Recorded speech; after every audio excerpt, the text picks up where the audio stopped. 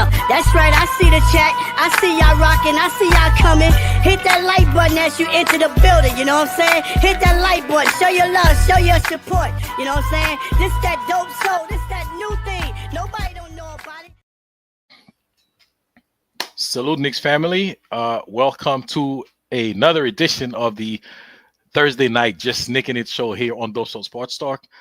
Tonight, as you can see, unfortunately, Queen is not here, and Queen is not going to be here for tonight and next week for at least 2 weeks. So it's going to be me and Geoff holding it down. I don't know if Jerrell is going to come on, which I doubt, because the NFL starts tonight. Even though he despises those two teams that are playing, I think he's probably over there checking. He's probably over there checking out the game, Geoff, and rooting against both teams. Somebody's got to win. He's doing right? scouting. He's got a scout for when the Giants play those teams. You know, we got to be ready to go. Hollywood always up to no good. How you doing, brother? Hey man, Geoff, always good to hang out with you. Always good to hang out with the chat, talking about the Knicks. And there's never a dull day in Knicks Nation, even though it's the end of the summer. It's a few short weeks before training camp start, but we're still gonna find something to talk about with the Knicks, because it's Knicks Nation. That is what we do. All right. Well, Queen's smarter than the rest of us. She knew that this was the right time to go to the Bahamas for a couple weeks and leave us to fight over the scraps like the junkyard dog. You know? That's all right. That's all right. And that could be fun also when you fight over the scrap. And Queen, she might not. She might jump on, but not really to like on the video. But she'll probably get in the chat and then show a little support. I don't know. She's on vacation. She might be out there having too much fun, so she may not even remember. Especially this week. I hope she's having too much fun. She needs a break, so I hope she just lets us do our thing tonight and then come back refreshed in 2 weeks. I know we'll be on the verge of training camp by then. As crazy as that sounds, Ajay, we're almost to training camp. Almost a training camp, man. That's unbelievable. And it's the time of year where like everything's bubbling. You know what I'm saying? The NFL's starting, baseball's getting hot, the NBA and NHL about to go into training camp. You got the tennis joint going on. You got soccer going on for those who like soccer. I mean, you got everything is popping at the same time. So this is a really good time if you're a sports fan. Shout out to East Blue Drew, who hope both Eagles and Cowboys lose. I don't know. I like the spirit, East Blue Drew. I'm going to tell you. Yo, East Blue Drew, man, I'm with you, man. I hope they both register an L for this. Well, it can end in a tie. It's the NFL. It's not like it's college. No, I don't want it. I want an L. I want an L for both of those teams, man. Salute to East Blue Drew. I love the sentiment. Yo, always supported, man. Just Knicks and Andrew K. I'm not gonna fight with that last name, Andrew. So Andrew K, we're good enough. What's going on? But anyway, Geoff, how you doing? How's your week? It's a short week, Geoff. I had to remind myself today's Thursday, not Wednesday, because the week kind of just started because it started Tuesday. Monday was a holiday, so like you kind of had to remind yourself. So in Knicks Nation. No, I was thinking, and we quickly talked about this before we jumped on the show. Geoff, how would you, and anybody out there in the chat, so anybody listening, right? How would you grade the New York Knicks entire postseason? All right. So, and I don't want you to answer me like in one grade for the whole thing. I want to quickly touch up on everything one by one, and then at the end, we give it like a global grade for everything that they did. Okay, so basically, that grade's gonna kind of give me a hint on where you think the team is. Like, right, is this team on an up and up, or is this team that level? It's gonna be the same as last year, or is this something that's just like falling? Okay, so and let me remind you again, they didn't just make two moves. Okay, they made player moves and they made staff moves. Okay, so you could start at the top chronologically, or you could start randomly with the players and then you leave the coaching for last. That's up to you. Well, I guess we should start with Tom Thibodeau. That was the favorite topic forever and a day on this program, right? He's a catalyzing figure, if that's the right word. I'm not sure, but You know, I was a defender of Tom when he was here. I was probably one of his bigger defenders, actually, because, you know, he brought a baseline of competence to this organization that I really appreciate. You know, he took a team that wasn't expected to go to the playoffs and he brought them there. They flamed out, of course, famously against the Hawks, but that first year I thought he did an excellent job, and then kind of faltered in that second year.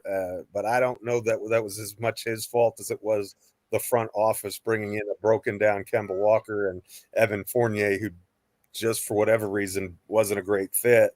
But you know, I think it was the chemistry and the fit wasn't right there. So I'm going to give that move a B. I think that the, you know, I think it was time to move on, just based upon the things some of the players said. I mean, when a coach loses his voice in the locker room, when he's not, you know, 100% absolutely, you know, trusted, he's got to, you know, you've got to get someone in there who is. So in my opinion, you know, if they felt like they underachieved with Thibodeau, and I think maybe there's a case for that. You know, I certainly, when we got the Pacers as a matchup in the ECF, I was certainly expecting that we would win this series and that series, and we certainly did not. I mean, and it wasn't, you know, I didn't feel like it was a particularly close series. I thought I thought they kind of handed our lunch to us in a lot of ways. So, you know, from that standpoint, you know, your window is small. If you don't feel like you've got the right guy, then you got to make the move. And so, I don't know. Do you want to go ahead and talk about that, and then we can move on to the guy they brought in, or do you want me to? Well, you could. Oh, you know what? Yeah, I mean, we could do. So you started Tibbs. I could follow up with Tibbs, and then we could do the other guys, right? So, basically, I mean, you know, anybody who follow this show know how I feel about Tom Thibodeau, right? But I have no problem. I'm just gonna say it out loud. I was not, in the last couple of years, I have not been a fan of Tom Thibodeau. Okay, not that I don't like him, and not that I don't recognize and understand what he did for this team. Tom Thibodeau, that was tremendous to the development of this franchise. Like he completely turned this thing around. Not just him. Okay, remember him coming in coincided with Leon Rose coming in. All right, so as a front office and coaching staff and leading a part of this team, leading body of this team, which means, you know, the front office and the coaching staff, they did an absolutely tremendous job, because when they took this team from, I like to say, from the gutters and brought them to relevancy. Okay, you cannot take that away from him. He was a part of that. You know, listen, Leon Rose also deserves a ton of credit, but so does Tom Thibodeau. He was a huge part of that. Okay, not to say there were bumps. You know, there was bumps on the road along the way. There were a lot. Like, nobody's perfect, no crew's perfect, no team's perfect, and no management, no organization's perfect. They all gonna make mistakes. But then they found a way to pivot and to adjust every time they slipped up. You know what I'm saying? Like you mentioned, the first season, for Tom Thibodeau to take that team to the playoffs with home court advantage. I think they were the 4th seed that season. They were at home court advantage from where they were the season before. That's tremendous. That was tremendous for him to take Julius Randle, who they were about to get rid of. Remember, they were about to get rid of Julius Randle, replace him with Obi Toppin. That's why they drafted Obi Toppins. They was about to get rid of him. He said, no, that's my guy. I could get this guy to play better.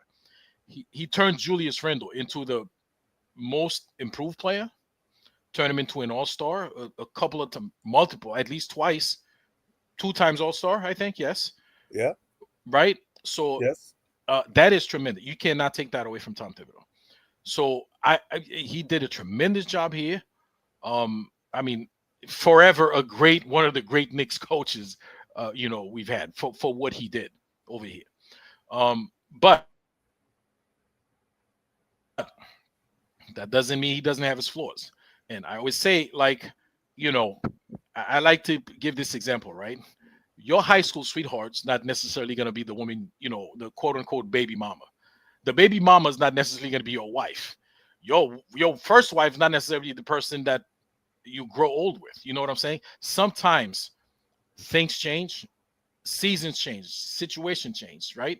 And you have to pivot, especially as a sports professional organization.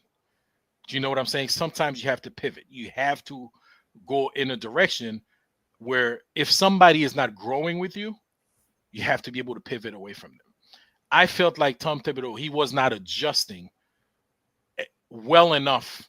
Like not that he wasn't adjusting, he wasn't adjusting well enough or fast enough to what we had. Okay. Tom Thibodeau, he continued to use our team as if we had the same roster that we had when he first started. You know what I'm saying? And it's not, it's to his credit, this is what got him this far. So he didn't want to go away from it. But that was also a fault because he didn't want to go away from it. Sometimes you have you get dealt a different hand in the game, so you have to play with a different strategy. Do you know what I'm saying? And I feel like he didn't do that fast enough. He wasn't swift enough with this. He had a huge staff, a huge supporting staff.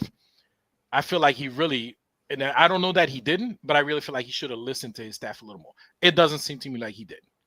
Okay, it doesn't seem to me like he listened to what those guys are saying. And he didn't adapt and he didn't adjust well enough to the roster that he had. I feel like, and not necessarily this past season roster, even the season before that, I feel like that roster could have gone a little bit further than we did. You know, this past season, yeah, people say like we didn't have a bench. I don't argue that. We probably didn't have a great bench, but the season before that, we had some good guys off the bench we could have used, guys with special set of skills that we could have used a little more. Do you know what I'm saying? And he didn't pivot fast enough. And I feel like that was the flaw that maybe the front office saw, like, you know what, we just can't get him out of that. Maybe you have to get rid of him and get somebody who's a little bit more flexible, who's a little, who can probably adjust to whatever roster. And if I'm Leon Rose, I'm saying, listen, whatever roster I give you, of course I'm going to consult with you, right? But if you tell me, there's a couple of guys that I feel like can help you, you need to find a way to make these guys useful to the team. You know what I'm saying? So it's not that I don't like Tom Thibodeau. It's just like there's certain things that he did I didn't like. Okay. Of course, we're not sitting on the bench, so we don't know everything.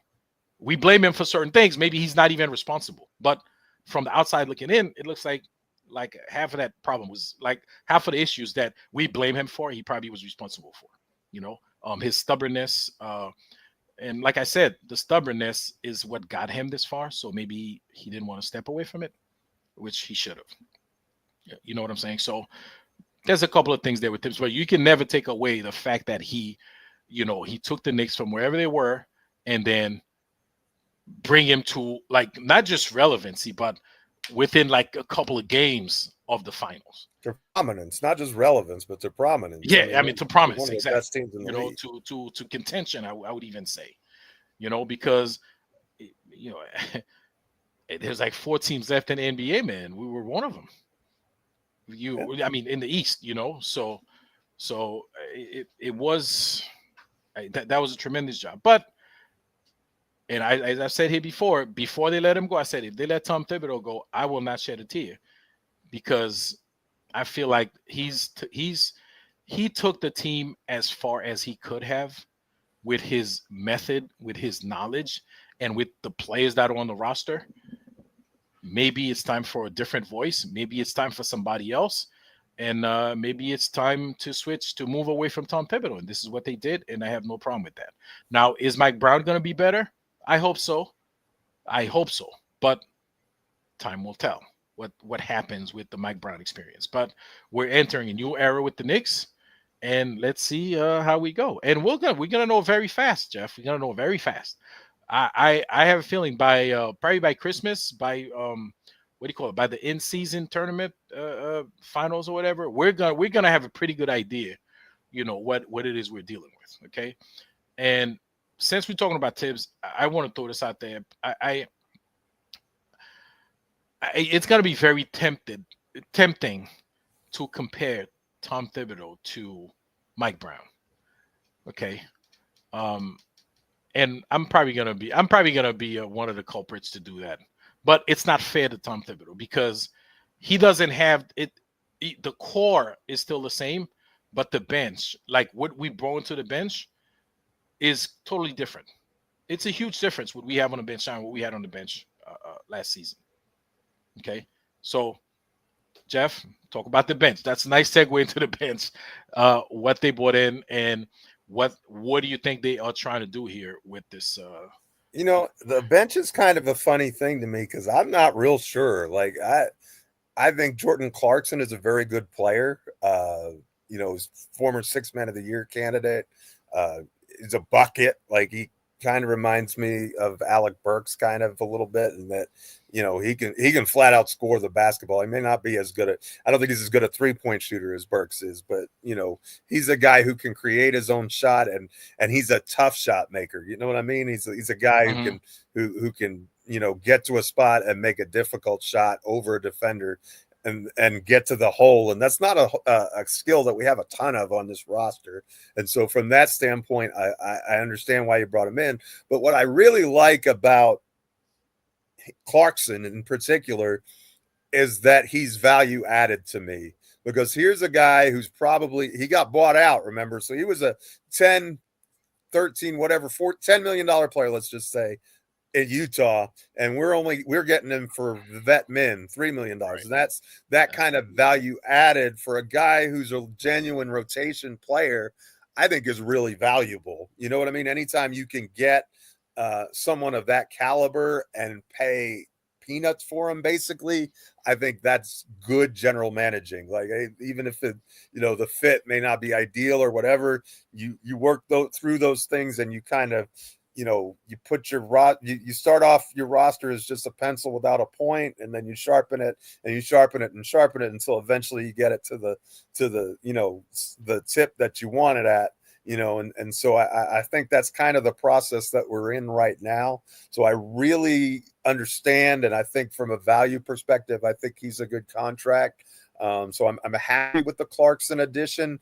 I don't really see him as a lead guard. I think he's going to be our backup lead guard. So from that standpoint, I'm never a huge fan of putting players in roles that aren't really, their strong suit. I'm much more of a guy, let's get a guy and put him in and get him to do what he does well. And we don't really have anybody who fills that role right now on the current roster. So it kind of falls to him by default, because I don't see Deuce as a point guard. I see him as an undersized wing. So other than that, and I don't trust Kolek at this juncture. I'm not saying he's never going to get there, but right now I don't think he's battle ready. Just my opinion. You can argue that if you want to. If we wanted to bring in another guard, I could kind of understand it. But again, we've got a ton of guys who are 6'4" and under already. As far as Yabusele can shoot the basketball. He certainly shows that even at Eurobasket, he was 6 of 12 from the field, scored 36 points the other day. He can shoot the basketball from the perimeter. He's a good stretch four to have, but he's not a lockdown defender by any stretch of the imagination. He's not an elite rebounder by any stretch of the imagination. So from those standpoints, it feels like with those two guys, we're kind of really leaning into offense. And I'm not sure that we have as many answers defensively as maybe we need to have in order to take that next step of those 4, 5, 6 wins that we need to get to the ultimate goal. What everybody wants is a championship. So I like the individual players that we added on the bench, but I'm not sure how everything's going to come together. Now, some of it has to do with Mike Brown. How is he going to play? How is he going to bring Mitch off the bench, or is he going to start Mitch? And so you have, and if Josh Hart is coming off the bench, that makes that unit look a little different, and it doesn't have to be like hockey subs either. Maybe it's just a case of, we'd have 2 starters on the floor at all times, maybe not the same guys, but 2 starters on the floor at all times. And then those other 3 spots maybe are more fluid, and you can, you know what I mean? You can work a rotation like that. And so I think that may be the direction that we're headed, as opposed to Tom was pretty, you always criticized him for his substitution patterns being very set, right? It's 5 minutes gone by in the first quarter, Brunson comes out, this guy comes in, you know what I mean? And then it's 9-minute mark, then okay, now Cat's coming out, and this, you know what I mean? It was very almost scripted, right? Like in the road. Correct me if I'm wrong, I don't want to put words in your mouth, but I remember hearing you voice that criticism on multiple occasions during last year. So maybe it's a different animal this year. Maybe we see more fluidity in the rotations, and you see different player combinations that maybe we haven't seen in the past, and then so a lot of that has to be determined, but I think that this team's weakness right now is rebounding, and I think we need more length defensively at the wing spot, and then backup point guard would probably be letter C on that list, right? Because Brunson's obviously going to play the most minutes, but if he goes down, what happens? And I think we've seen a little bit of that from when he went down last year. I think what we saw is that Mikal Bridges is capable of assuming some of that, scoring role that Brunson normally takes, and so we can play a little bit different when, if and when Brunson's not around. Mm-hmm. So from those standpoints, I kind of get it, but I'm not sure that the current mix of players is the exact right one to bring us across the finish line. Does that make sense? No, I hear you, and I don't disagree with you. That's why, and I think most of the fan base kind of feel that way. That's why we're still looking for that last person, that last piece that we think they're going to sign. Oh, lady, what's up, lady and the chef? So we still looking for that, right? And I think the fan base kind of feel like, you need that little extra oomph, you know what I'm saying? But the bench, listen, Jordan Clarkson, he's been around the league. Jordan, he's like 32, 33 years old, something like that. So he's a veteran. Like, he's very experienced, and he's a tremendous shooter. Of course, like every one of those tremendous shooters that come to us, right? He's not super consistent, and he sometimes, will make you scratch your head, be like, what was he thinking, right? He's one of those guys. Okay. But I'm comfortable because with him, as that sharpshooter, because I feel like more often than not, you want him to shoot the ball. Okay. I'm one of those, Geoff, sometimes you go with the feel of the game, right? Not looking at the stats. Sometimes when the guy shoots the ball, you more often than not, you think it's going to go in. That guy, I want that guy to shoot the ball. Even though the stats tells you he's 40%, meaning he's missing more than he's hitting. For some reason, that 4 out of 10 in your head when you're watching the game as the fan, like, man, this probably didn't go in. When you have that player that most likely you feel like it's going to go in, I want that guy to shoot the ball as much as possible. That's one of the reasons why I wanted Cat to shoot more threes last season, by the way, because whenever he shoots, you feel like this thing has a good chance, even though it's only 4 out of 10, right? Or 4 out of 10 from beyond the arc is elite, though. No, I know, but like 4 out of 10 from inside is like, Jeff, it's terrible. So but if you're 4 out of 10 from, and he's almost that, so I mean, you're not wrong, Ajay. I mean, I agree with you from that standpoint. I definitely want to see him let fly. I'm curious though if his thumb had a you know what I mean? Even if it's just psychologically him not wanting to take those shots as much. But I don't think he shot the ball nearly as well after that bone chip in his thumb. And maybe that's just me misremembering. Please, chat, correct me if I'm wrong. But I kind of feel like he wasn't terrible after that discovery, but he wasn't the same as he was early on in the season when he was just killer. I think he was shooting less. And to me, shooting less kind of, you don't fall out of rhythm, but you don't have, you kind of lose a little bit of that confidence. As confident as you are, if you're not shooting it, if you're not letting it fly and hitting it, you're going to think about it twice. You know what I'm saying? And thinking about it twice does two things, right? It makes you shoot less, and it makes you doubt yourself. It makes you miss a little more because now you're doubting yourself. You try to, at the last second, you try to adjust your form or adjust something, you know. So that subconsciously, that's probably what was happening. So think wrong when it comes to shooting. You just gotta let fly. You just gotta let it fly. And that's why I tell you, like some of those guys, you know, like Clarkson, right? Like DiVincenzo, like they miss a lot of shots, but you want them to keep shooting it because like you have that feeling again. And you did say 4 out of 10 is tremendous, right? That's good. But in comparison to the rest of the league, in the real world, if you get something 4 out of 10 times, that's terrible. if you're on time for work 4 out of 10 times, you're probably gonna get fired, right? Yeah, but that's different. I mean, I know, but I'm saying in the real world, being on time for work is one thing. Like you literally, like scoring a basketball is not easy, and you know. No, I know that. You know, that's why I'm not sure that's an analogy. I mean, I appreciate what you're saying, but I'm saying in comparison to the rest of anybody the league, from beyond the arc is elite. Let's be honest. Like Steph Curry, 40% from that's the class you're in, and especially when you're talking about high volume. Like it's one thing 40% if you're only taking 1.5 attempts a game.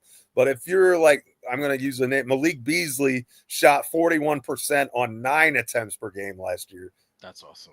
That's something, man. That's tremendous. So yeah, I mean that means he's guaranteed a good 10, 12 points a night just on those shots. Never mind anything else that he does. So you guaranteed 10, 12 points from him every night. And think about the gravity of that, right? Because defenses, except the Knicks defense, which just said, go ahead and shoot anytime you want, Malik, in the regular season at least, you know, but think about the gravity. And when you have someone who's knocking those down, the defense has to pay attention to that, right? Because otherwise you just get clobbered. Like that's the Oklahoma City Thunder, Boston Celtic, you know, secret sauce, if you will, right? Yeah. Everybody can shoot it, and so here you go. And Indiana too, for that matter, you have to choose your poison, and like poison kills you no matter which one you ingest, right? Which way you die, right? Exactly.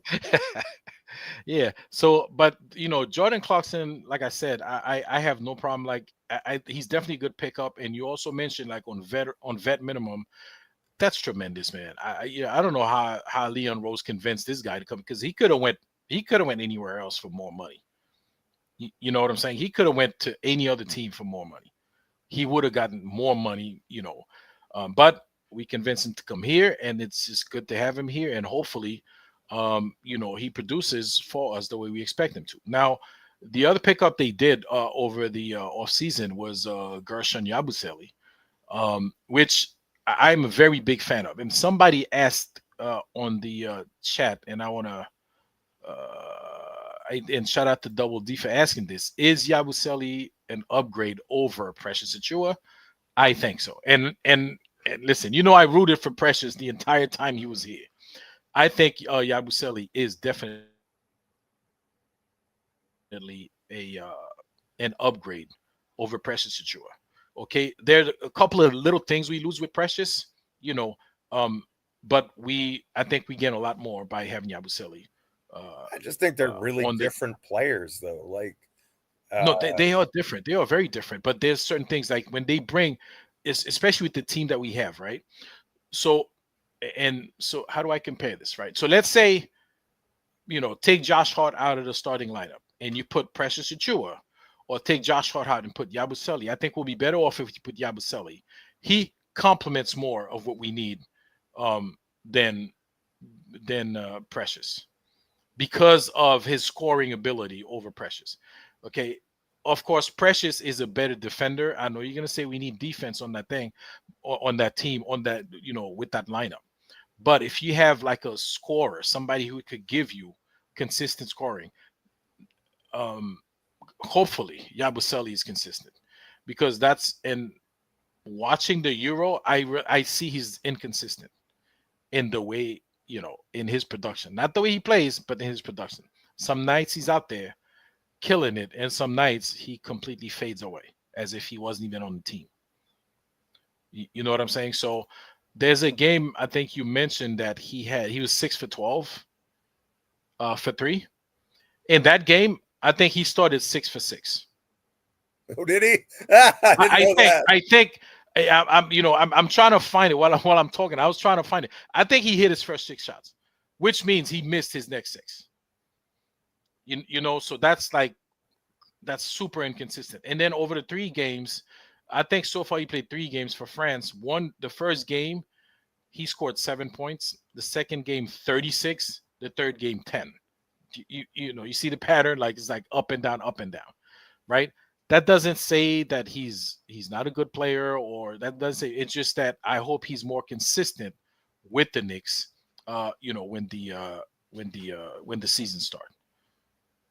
Well, to me, when you're talking about Achua and Yabusele, I think one is more like a GMC Yukon, and the other is a pickup truck. They're both useful vehicles, right? But they have different purposes, right? If you're going to go to work, you want to have your pickup truck, right? But if you're going to be, traveling with a family of 6, then you want to you want to have that SUV, because it's going to be better than just shoving a bunch of people in the back, in the back end there. So they're, because I just see them as different. Yabusele is much more a stretch 4. He's not as good a defender, in my opinion, or a rebounder as Precious is. Precious to me is more of a 4-5, and Yabu is kind of more of a 4 in my opinion. Maybe he can play small ball 5 in certain lineups, but that's not something that I'm personally comfortable with. I didn't really love Precious at the 5 either, but you could get away with that because we saw it at certain points last year. And so I just think that they're really different players. And so it's kind of hard to say, is this guy going to replace this guy or what? Like, they just are going to have different roles. So it's going to be kind of hard to just say, yes, he's definitely going to do 100% of what the other guy did. I certainly don't see that. So they're not, but they're both okay players. Like, they make under $10 million a year for a reason. Like, I don't think Yabusele is going to come in here and, be the second coming of, Lou Williams or something like that off the bench. I think he's going to be useful. I think he's his shot allows us to do a lot of different things. How he defends and how he rebounds is going to be, a key consideration for how successful this team is moving forward, though. And those are areas that I think Achua is superior to him at. But again, Achua was not reliable with the ball at all. Like, I didn't trust him even to finish in and around the rim, whereas Yabusele,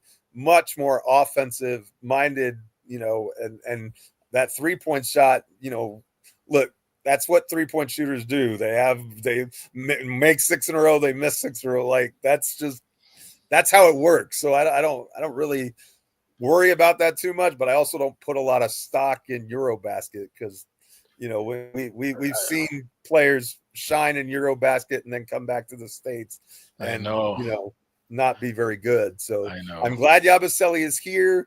It'll be interesting to see how he fits in and what ways we can utilize him best for the team's success. Well, let me ask you, Geoff, and in your opinion, the way this team is currently constructed, right? Who do you think fits better between what Precious brought to the team? And think of Precious that was getting minutes, right? Not the guy who was sitting off the bench doing nothing. The guy who, when we didn't have Mitchell Robinson, that he was actually producing. Like, he had a couple of upper 20s games. So which one of them you think fits the team's needs better, the way this team is currently constructed? Well, I actually think it's Yabusele, and here's why. I prefer Towns at the 5. I know that's a big debate Towns at the 4, Towns at the 5. I think Towns at the 5 is that's my personal preference. That doesn't make it right. That doesn't make it wrong. That's just my personal preference. I think he can play the 4 some if you need him to. You know, I don't mind seeing some lineups where he and Mitch are on the court together. I'm not discounting any of that, but I primarily see his advantage come when he's at the 5 spot. And so from that being the case, I'm much more comfortable with a guy like Yabusele at the 4 than I am with Precious. I just personal opinion there. I Precious he's okay, but you know, I just think Yabusele has the potential to be a much better player because one has an offensive game and the other one absolutely does not. And so I kind of feel like this team's going to have to lean into offense anyway. And so to have another guy,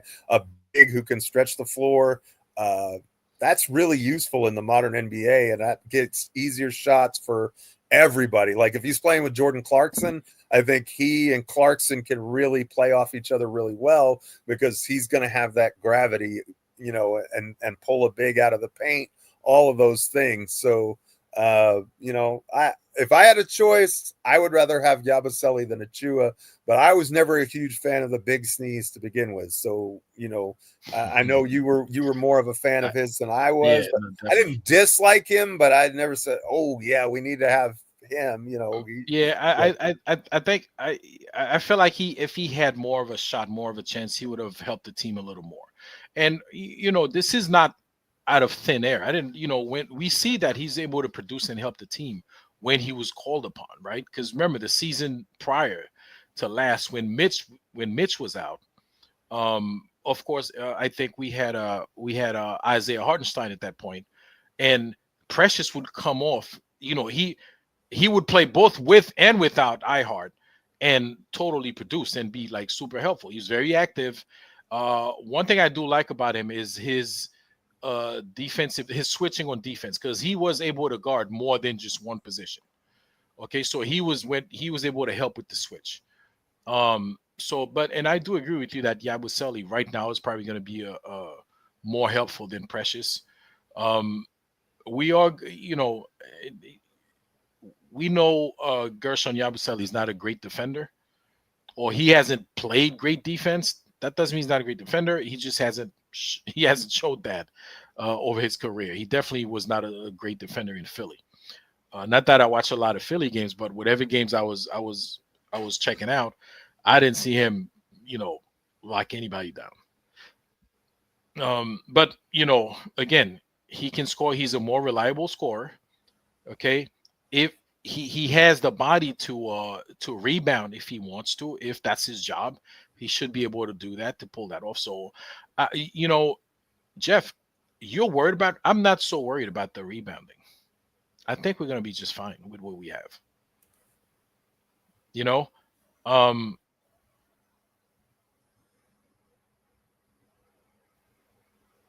I mean, think about it. At any given time in the game, we're going to have Cat and / or Mitch and / or Josh Hart, right? And / or Yabusele, who's, again, he's not a great rebounder, but he can rebound the ball. You know, if you tell him, dude, that's one of your duties, that's part of your job, I think he's going to put the effort out there. He has the body, not just this way, but that way. Like, he's a pretty strong guy, so he can box out if he puts in the effort, so he could grab rebounds if necessary. So I don't think that's going to be a problem. I don't think we're going to be one of the worst rebounding teams in the league. But the other thing with rebound is, if you have better shooting and better scoring, like a lot of rebounds, you don't need to grab anymore. You realize that, right? There's less rebounds to be had, especially on the offensive end. You know, if you're more efficient at scoring the ball, and not just shooting better percentage, but be smarter with the offense that you run, right? You don't need to grab as many offensive rebounds because they're just not there. Yeah, but the rebound is the end of the defensive possession, right? Like, I understand what you're saying offensively. Offensive rebounds, I agree with that part, but rebound is how you close out a defensive possession. So, you need to, and Robinson is a great offensive rebounder. In his career, he's kind of an average defensive rebounder. He's not elite by any stretch of the imagination. Hart is a terrific defensive rebounder, and so is Cat. But again, so you have two on the entire roster who are really good, defensive rebounders, defensive glass cleaners. So, and I don't really see that anybody else other than Hart and Towns are. Like, Mitch is not terrible. That's not what I'm saying, but I just, and then the other part of that equation is if you put them in for rebounding, what are you having to sacrifice on the offensive end of the floor? Because our best rebounders also happen to be, other than Towns, happen to be our worst offensive players in Mitch and Hart. So, for all the other talent that we have on the team, they don't, and maybe that's a thing that meshes, right? You can get all the scoring from the other three guys, and you can just rely on those two for rebounding off the bench, for example. But again, until we see it live, you see how those things work, to me, it's a question mark. Listen, man, Mike Brown's got his work cut out for him. He really does. And in a couple of weeks when training camp starts, we're gonna start having a pretty good idea on what his plans are. I'm sure he's in the lab with his coaching staff, trying to figure things out and coming up with schemes on how to get the best out of these guys. So, let's see what he comes up with. What do you think of Mike Brown's like the guys he have on his staff? Because there are some guys he kept, a lot of guys are gone, a lot of the Tibbs guys are gone, but some of the guys are still here. And how do you think that's gonna help or hurt him? No hold bars. I don't know. There's a lot of. I want you to say something about Papa Bronson too. So.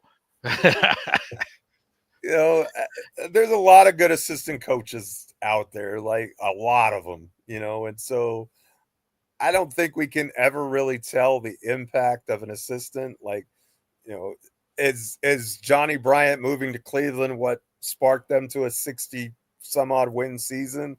I don't know. Like, I don't really know how to quantify, how much those guys impact everything. I do know that, they kept Rick Brunson, which, I'm okay with that. I don't really care that much. Like, Mike Brown's the guy who's responsible, right? And I do think that he needs to, be able to trust and rely and delegate on his staff and listen to his staff. But you're the head man. That's the position I'm worried about the most, because you're the end of the day, it's the head coach who's making the call. It's not the assistant. You know what I mean? No matter how many assistants you have on the staff, at the end of the day, you're the head man is the one who's responsible. And that's the reason Thibodeau had to go in the first place, right? Because, you're the one who's responsible for the rigidity, for all of those, the lack of adjusting quickly and all of those other things. So, I don't get to sit on the bench and see what it is that each one of those coaches do, what their input is. And so I don't really have a fair evaluation process. I've heard some things about certain guys that, that are really good players coaches, like players seem to love them and are attached to them. And then I've heard other things. Well, this guy's a tactician and this and that, but Leon Rose has always assembled a crew of highly intelligent people around him. That's, I think, been his biggest strong suit, because remember, he came to us and he didn't have any experience as a general manager. So what did he do? He brought in Brock Aller. He brought in, all of these guys from different places who were elite at what they did, right? And so, and even when he formed Thibodeau's staff, like he brought in the Kenny Payne, he brought in the Mike Woodson, he brought in all of these guys, right? Who had, a good experience. They were smart. They had all these. So I don't think all of a sudden, because he's on his second coaching hire, that ability to spot people who know what they're doing just suddenly ran out the window. Like I don't believe that. So I think they're gonna get, or they have talented people there. I don't know what their strengths and weaknesses are because I don't spend that much time on it. I would love to get some of the chat's opinion if they know about, oh, this guy's really good at this guy's really good at that, whatever the case may be. Did we keep Mo Cheeks? I'm thinking that he's still around, but maybe I'm wrong about that. But so I think he's one of the names. I think we got an associate head coach from like Memphis or somewhere that, you know, is supposed to be pretty good as far as, you know, offensive creativity, but it's Mike Brown's show. Like I would to me, I would just rather have guys that Mike Brown trusts and is comfortable with, and guys who can disagree with Mike Brown without him getting offended by it, right? Because I think there are times when you're the head man that you need to be able to have a healthy dialogue and say, hey, coach, this isn't working. This is, you know what I mean? You're the final decision maker, but we can have a healthy dialogue about, you know, struggles that you're having. So I don't think Tibbs got offended. He just didn't pay them any mind. He's just very like, yeah, whatever. Yeah, but that's not any good either, right? So just ignore them. Like, why do you have them if you're not going to listen to them? Don't have them on the, you know, don't pay them if you're not going to listen to them. Like, what's the point of having them, right? And then so to me, you're going to have them on the staff, then you better have, you know, have them plugged in and doing something useful. One name that Mo Cheeks is still on the staff, right? I think that's a good thing, and I think he, you know, I think his job is really to work with the guards and get the guards to, you know, get the best. I mean, listen, Brunson is already Brunson, right? Jalen Brunson, we already know what we getting from him, right? So you want to maybe he works a little more with Deuce and try to get him to be more like a point guard instead of just that quote unquote shooting guard trapped in a point shooting guard trapped in a point guard body kind of thing.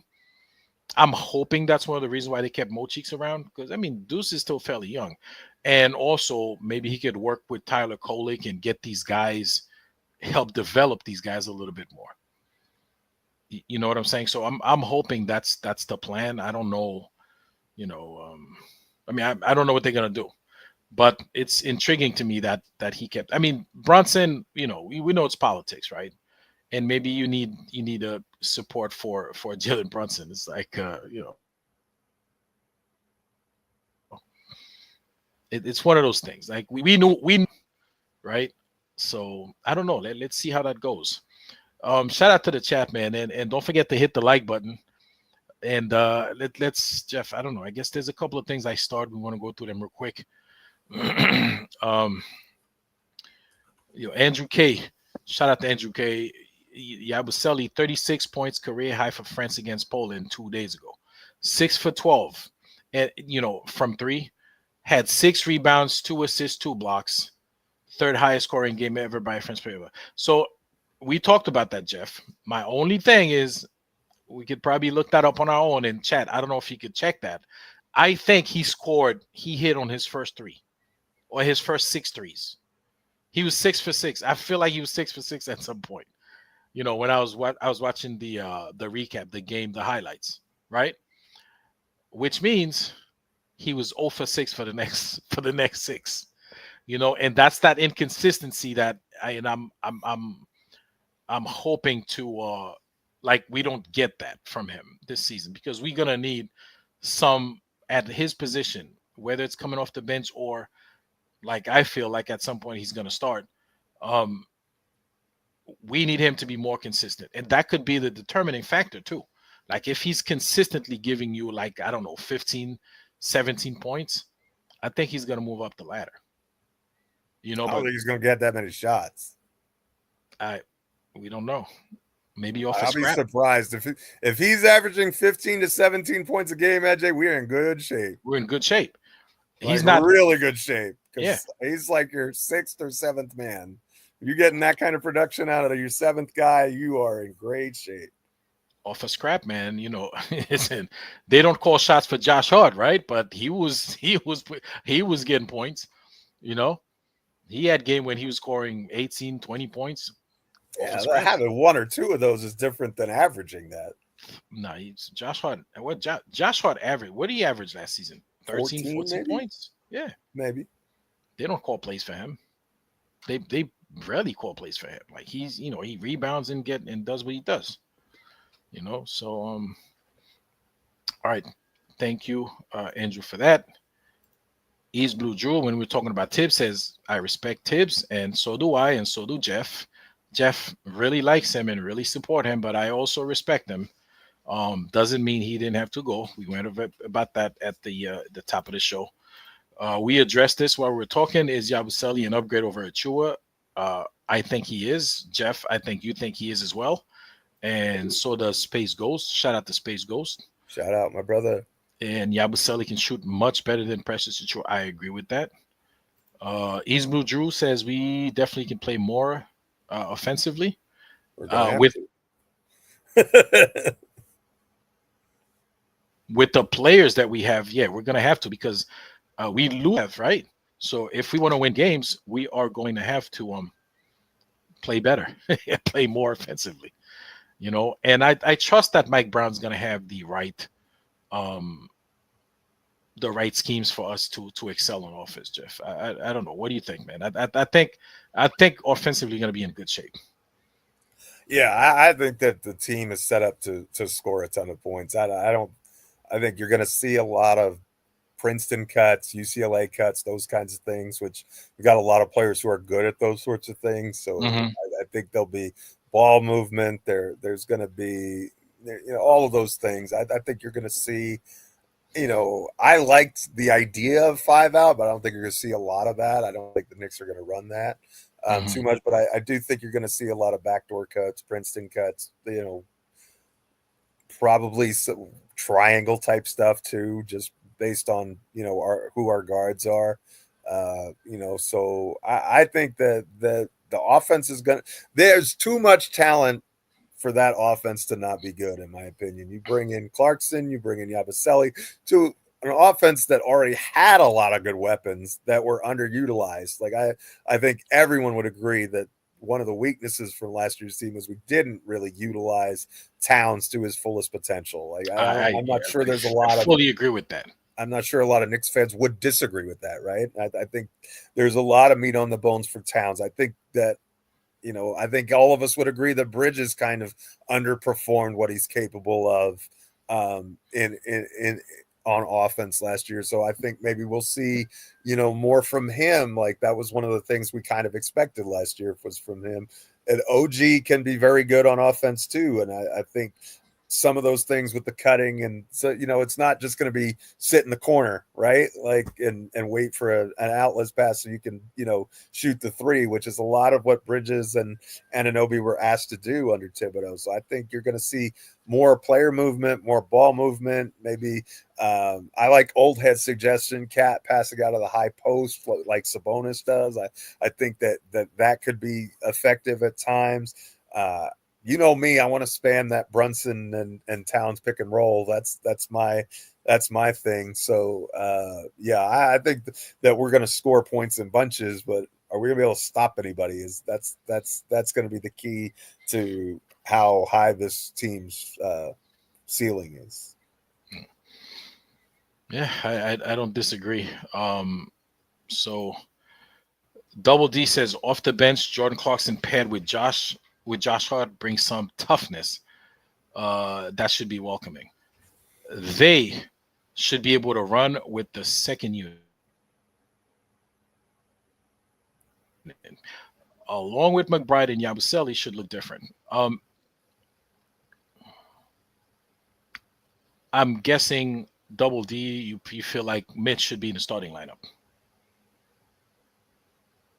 Right? Yeah, I would think so. Based on what he said there, yeah. Based on what he's saying. All right. Sense. So, and out of that four, somebody from the starting lineups is gonna kind of intertwine with the bench unit a little bit, right?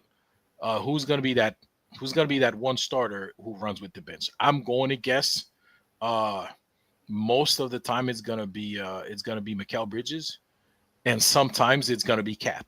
So I think those two is gonna share that middleman duty, between the bench and the starting lineup. And we I'm should. curious what lineups with Clarkson and Brunson on the floor at the same time are going to look like, because you're going to see that some, because he's not just playing, the 10 minutes that Brunson is off the floor, or 12, whatever you consider it to be. Like, there's going to be times when they share the floor together. So I'm really curious as to what defenders they put around them, and what those lineups look like, and if they can kind of unlock each other, maybe let Brunson play off the ball a little bit, get him some catch and shoot opportunities from three, which he's very good at, which he gets very few of the last couple of years. So I'm very interested to see what that pairing looks like in comparison to what, we saw the Deuce Brunson pairing be very successful last year. I'm curious if Clarkson and Brunson can have the same impact, or if they're just so bad defensively that it doesn't matter how good they are offensively, that it's a wash. I'm not sure about that. I don't think they're gonna be that bad defensively, man. I think we're I don't know, PTSD. We're overreacting a little bit from what we've seen in past season. I think we're gonna be we're not gonna be a great defensive team, but I think we're gonna be an okay defensive team. So I too, I'm curious to see what that looks like, with Jordan Clarkson and Jalen Brunson on the court at the same time. And I agree with you. They are going to play probably a good 10, 15 minutes together. Absolutely. You know what I'm we saying? did not bring Clarkson in to not play 25, 30 minutes. I promise you that. There is a plan for them. And if he's playing that minutes load, that means by default, he and Brunson are going to share the court. So it's going to be very fascinating what that looks like and who they're on the court with. Do you play Mikal at the 3 and OG at the 4 with Towns, or do you, is that the lineup that Josh Hart is in there at the 3 and with OG? I don't know. There's some interesting issues. It is interesting, and let's not forget it also going to depend on what team they're playing, what the matchups are. You know what I'm saying? Do you know what I'm saying? That counts for a lot as well. So Double D with another one says, when we have players that aren't strong enough, that aren't strong in certain areas, I would like to see Mike Brown have his assistant coach develop them according to his plan on how he wants the team to play them. But you know what? I think that's what every coach try to do. I don't think Mike Brown is going to be any different. To a certain, every coach try to do that to a certain extent, right? When you have players that are not strong in certain areas, meaning the mute part of this is players that aren't superstars, right? Because the superstars, you're not going to have any assistant coach working with them, teach them to do what they don't want to do or what they're not good at, because you're going to try to capitalize on their strong points, right? So when you have middle of the road players, yes, you could do that, and I think that's what every coach try to do to a certain extent. Not sure how much development happens in season though. Like, I think they work on their games all year long. I think the off season is really where you can add skill and do some of those things. In the regular season, there's not as many practices. You can do some work, but you've got game prep, you've got all these other things. So I'm not sure, and maybe I'm wrong, but I kind of feel like that there is some in season development that goes on, but I think a lot of the development for these players, especially the younger players, happens in the off season. I agree with you that they don't develop. There's not a lot of development in the regular season, but there's a lot of adjustment, right? You adjust to what your coach wants you to do. You adjust to your teammate because the team changed, right? The team, it's not the same team, right? And you adjust game on a game-to-game basis depending on the new teams that are out there that you're playing, because every team's got new members, new element, new players in them, right? So everything's different. So you have to adjust. I mean, that's, all those video sessions, all the scouting reports and all that stuff, that plays for a lot in it. But these guys are professionals, so you can't really practice to adjust for every team. You play, in a week you play like 4 games, 5 games sometimes, or there's not enough time for you to practice or to train to develop to play a certain kind of play, right? So you have a certain set of skills, and then you adjust. You make some small adjustment depending on who your opponent is, and overall you make adjustment depending on what your coach and your coaching staff wants you to do or what the team needs, right? Some guys, they'll do a lot of what the team needs at a particular moment, right? And I think that's what goes on a lot during the regular season as opposed to development.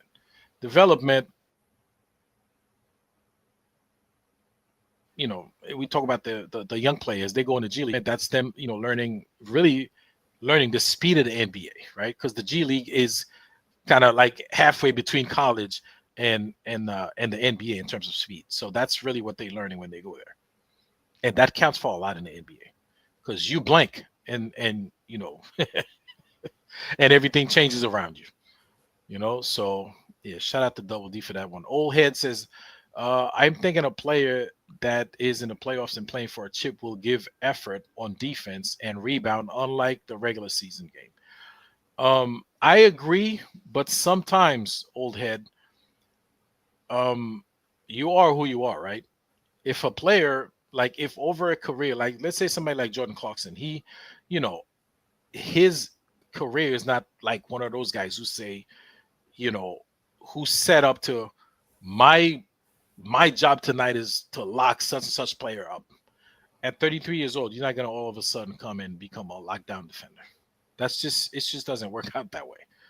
Same thing, on the offensive end, right? You're not you ain't been shooting the three-pointer all your life, and all of a sudden, because you're playing for the playoffs, the first year you're playing for a playoff team, all of a sudden you're not gonna be shooting 3-pointers and killing it because you all of a sudden decide that might be what you want to do. You know what I'm saying? I don't know if you agree with that, Geoff. Yeah. Well, I think a lot of times we think that defense is just about effort, but when you're playing in the NBA, it's the league. These guys are so good. Like there's a scouting report that is as detailed as you will ever find. This guy likes to get to this spot on the floor. He takes this many dribbles to get into his move. All of this stuff is documented and known, and video is watched. They have a scouting report. They have a run through, and then these guys beat that defense anyway, right? Like they get to their spot anyway. Like they're so good that you can't stop them. So I don't know that NBA, like in high school, yeah, defense about effort, right? I agree with Old Head about that. But at the pro level, at the NBA level, these guys are so good. And sometimes like with Brunson, I don't think Brunson doesn't give effort defensively. That doesn't mean that he's a good that doesn't mean he's a good defender, right? He tries hard. Now, there are some players who don't try hard defensively, and that shows up too. So effort is certainly part of the equation, but I think it's only one variable in the equation. And that's all I would say about it. It's like, I think if Clarkson plays hard defensively, that's better for us. But, even him playing at his peak as hard as he can, he's not ever going to lock anybody up, as you said. Yeah. So I think that I see where Old Head is coming from, but I think that there's a little bit of nuance there too. Mm-hmm. Well, and there's certain things you develop, right, as over your career, right? There's certain instincts, right? Certain IQ you develop by doing certain things, right? And that's why being a defender, that's why those guys who come in with that mindset of being a defender, as the years go by, as the seasons go by, they become better and better because they learn to anticipate certain things, right? They play the passing lane. They throw their hands up. Slows down for them, like you were saying earlier, though. Slows down. Like when the game becomes slower, you're able to do those things, right? Like when things are going 1,000 miles per hour in your head, you're just trying not to get beat, right? And all of a sudden, when the game slows down, that you're like, okay, I'm used to this pace. Then you can play the passing lane more. Then you could do all of these other things because you're able. Your reaction time is quicker. It's better, and all of those things. Right. So I think that what you're saying is exactly right. And you can anticipate some of that stuff too. Like sometimes you could see the guy, like sometimes those guys telegraph the pass that rookies don't see that, but old heads, and shout out to old heads do see that. You know, they see he's about to pass that ball. That guy's breaking. He's going there, and then they play the passing lane. So you develop those instincts. You know, that IQ comes more and more. I think that's one of OG Anunoby's real strengths.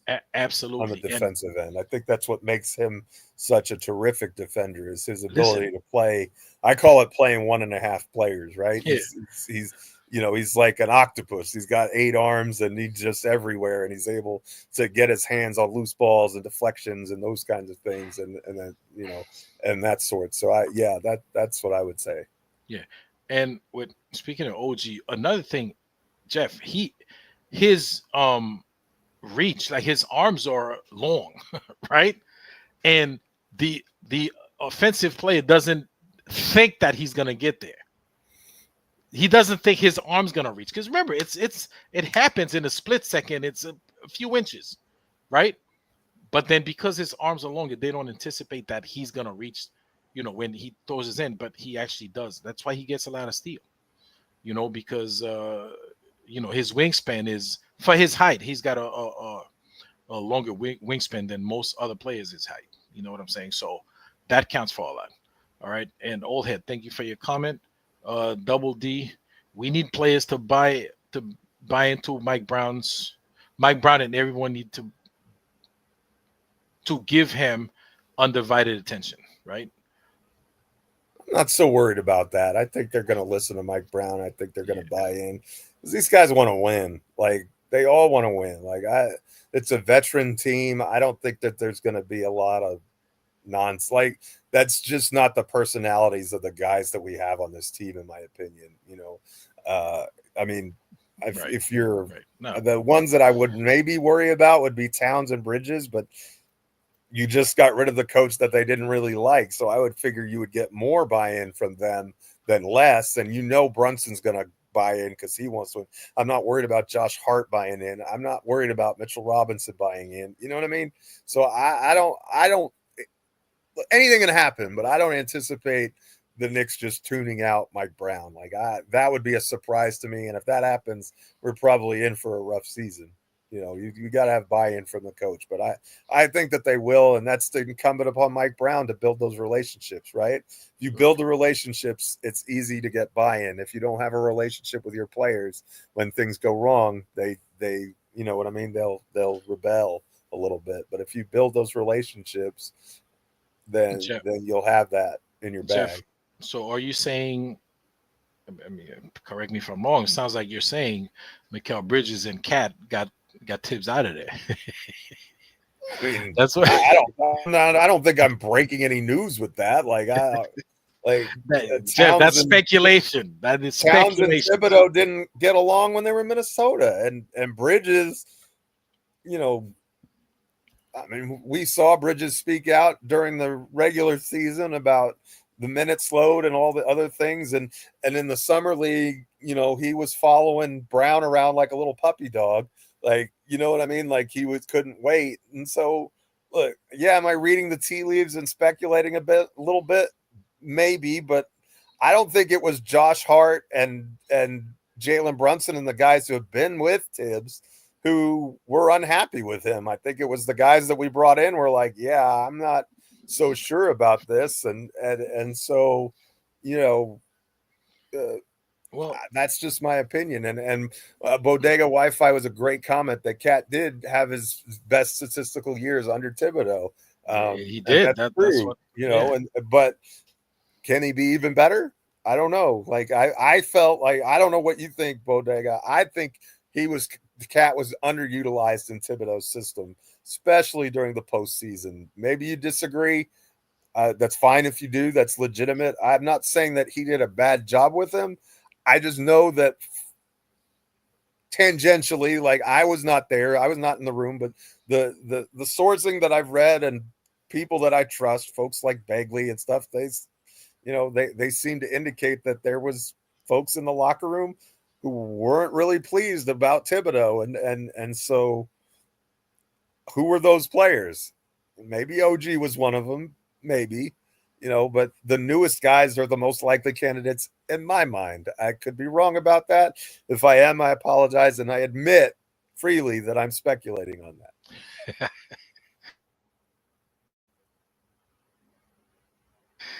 But I mean, you have to admit that Leon Rose, he probably was already on the fence, right? Because if if two of your new players come in and complain about the coach, you're gonna go to your guys, your trusted sources, your guys who's been around, right? You're gonna go to Jalen Brunson and Josh Hart, and the heart of the team, right? Those two guys are definitely part of the core of this team. You're gonna go to them, and those guys, if they vouch for Tibbs, I think he had a better chance. Maybe they went to those guys, and those guys was like, listen, man. Josh Hart had a lot of, or at least two interviews, at least two that I remember, where he talked cryptically about putting away egos. Am I imagining that?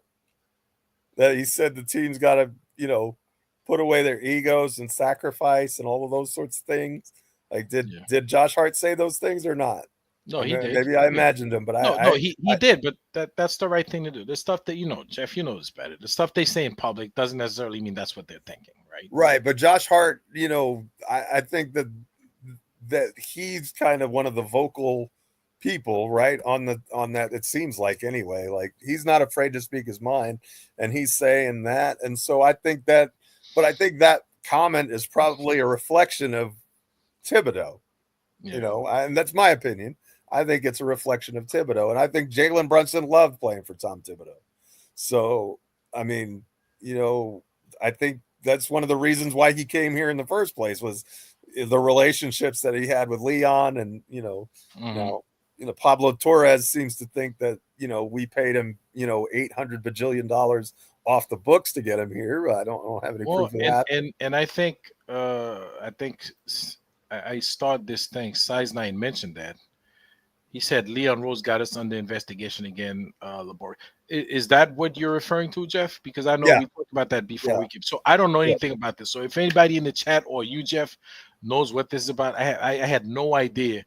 Okay, so let's rewind for a second. So if I'm the only one probably paying attention to this because basketball in the brain. But so the big stink with the Clippers is Ballmer apparently had this fake plant company that was paying Kawhi Leonard to be a spokesman and paid him like $30 million in endorsement money for a company that was just a shell company, right? It didn't really exist.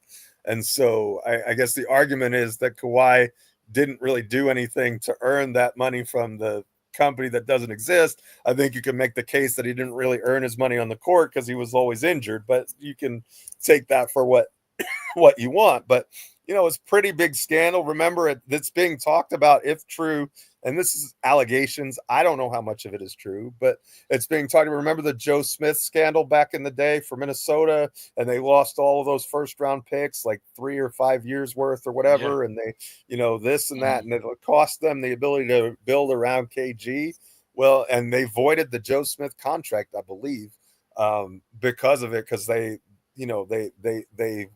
violated the rules of the CBA, and so you have that. And so now there's Pablo Torres, who broke the story, is saying that he believes that there's some impropriety with that Knicks extension because Jalen took less money, but he didn't really take less money because the extension that he signed was the maximum that he could get.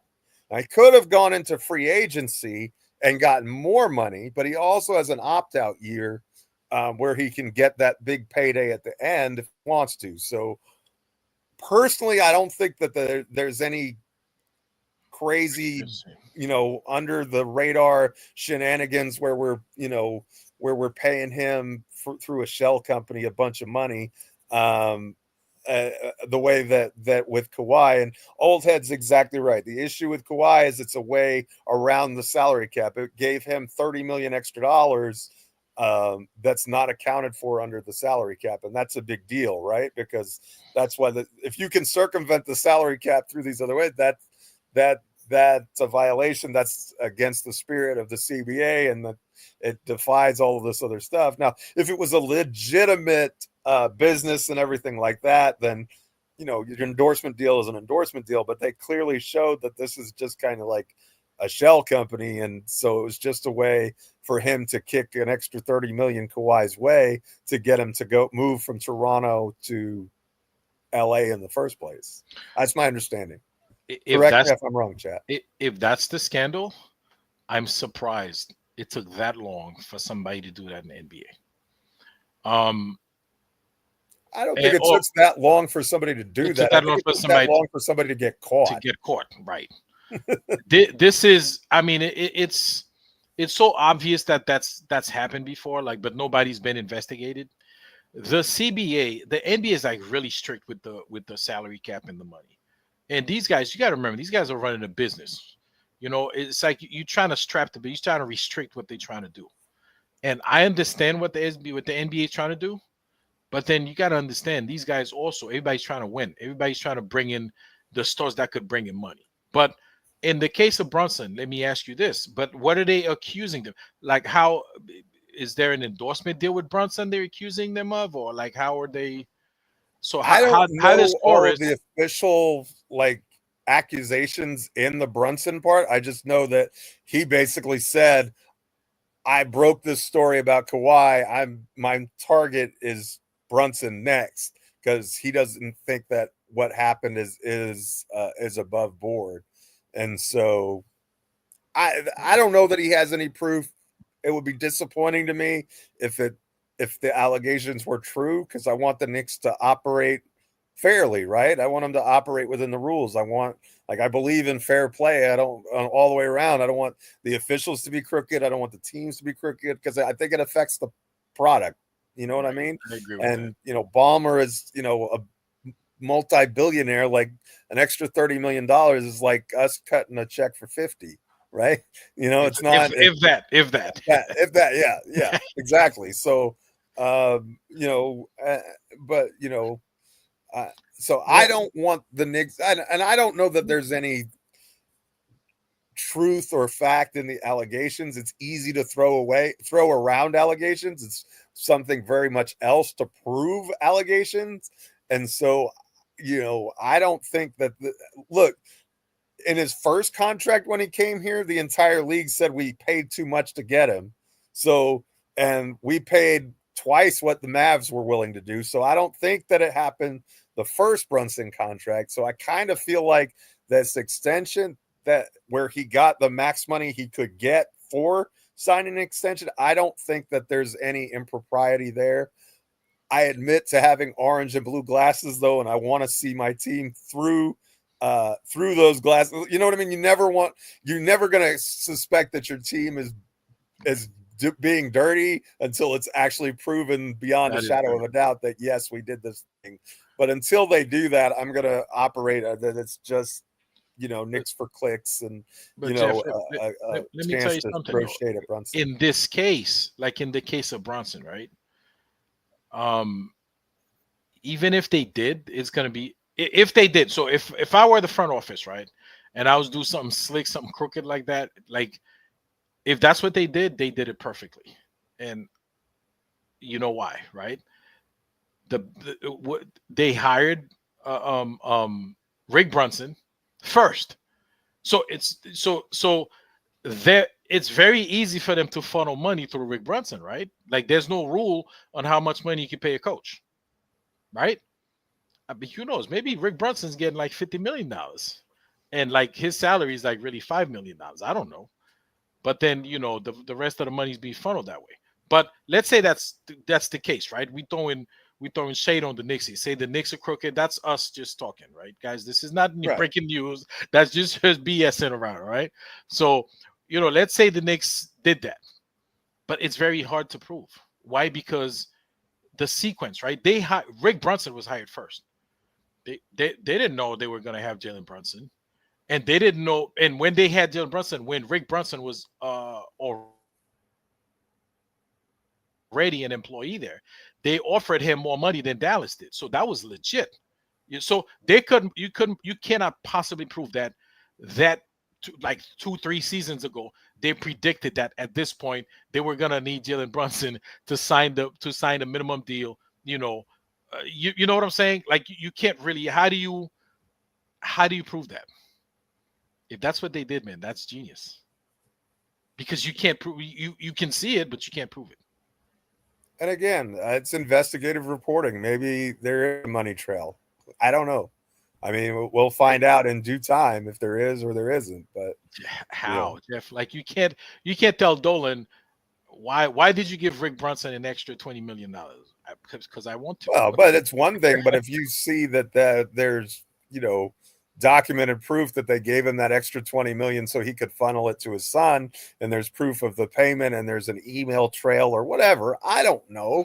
Like, I don't believe that this stuff is true, but I'm just saying that, look, James Dolan hasn't been the sharpest tack in the drawer at other times. Like, and Ballmer is supposed to be this brilliant. He got caught with his hand in the cookie jar, so it's possible that other people can as well. But it's also possible that you have a reporter who dropped this one story and is just looking, for his next 15 minutes of fame, and he's going to besmirch Brunson's reputation as a result of it. And if that's the case, then I think that Torres needs to be called out. You know what I mean? If it's the allegations are false, then he should be defamation. Yeah, even sued for defamation.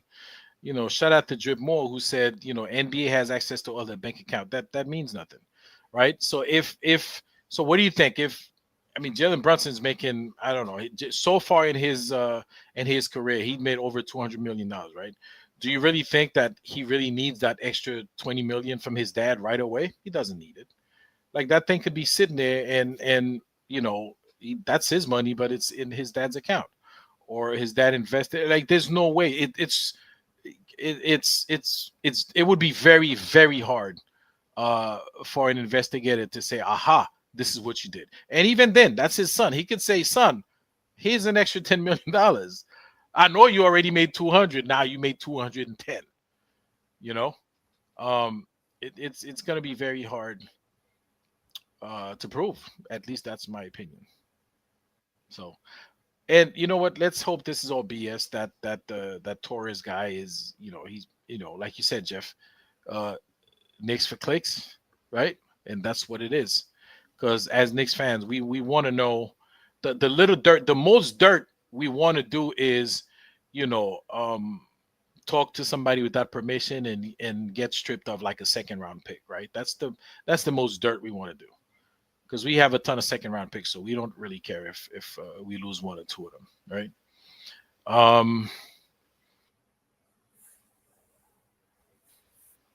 Greg, I don't know what Greg. I don't know who's bugging, but yeah. What else do we got, Jeff? Listen, training camp is only a few weeks away, guys. Only a few. Anybody watching that game? I'm not paying attention to that game because I have to focus. The Eagles are up by 4. I think it's 24-20, third quarter. Third quarter. So I don't like neither one of those teams, right?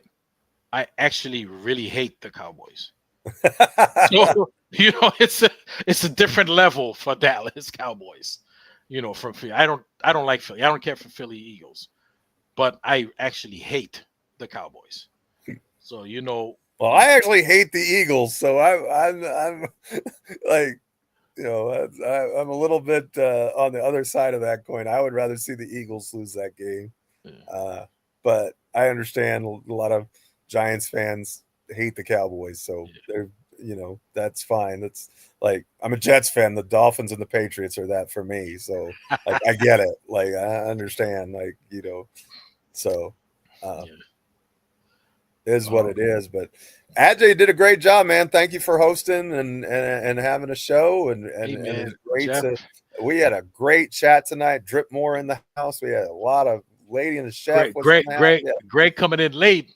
But shout out to you for checking us out, Greg, and Coach. Shout out to Coach, man. To everyone, we have everyone. But Coach, I haven't seen Coach in a hot minute, man. Old Head was in the house. Bodega Wi-Fi. Shout out to Size 9. Nostalgic Nick was in the house for sure. Roberto Torres, Kareem Grant was in the house. Lady and the Chef dropped by for like a split second, and always happy to see you. Shout out, Lady. Lady should have come on the show. She has the forever link. She should have just come up on the panel and set both of us straight. Is what she should have done. Nick Station in the house. Yeah. Randu 1973 was in. Yep. I said Double D. Double D actually had a couple of great comments. Facts. HRM was in the house. Shout out to Kerry Cox, man. Kerry Cox, Yeah, Kerry always Cox always hanging out rocking with with us, man. Always rocking with us, man. Appreciate you, man. Yeah, guys, you know, a couple of weeks away, and we're not done.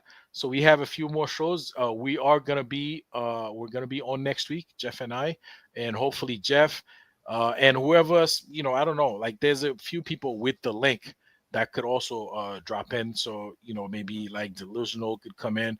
Lady and the Chef, if you're still listening, we're waiting for you next week. Because you haven't been on in a hot minute.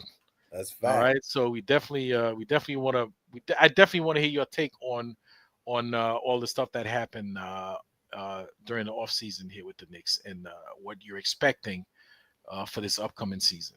Right. So Geoff, thanks for hanging out, man. My pleasure, brother. You know, always a pleasure talking to you.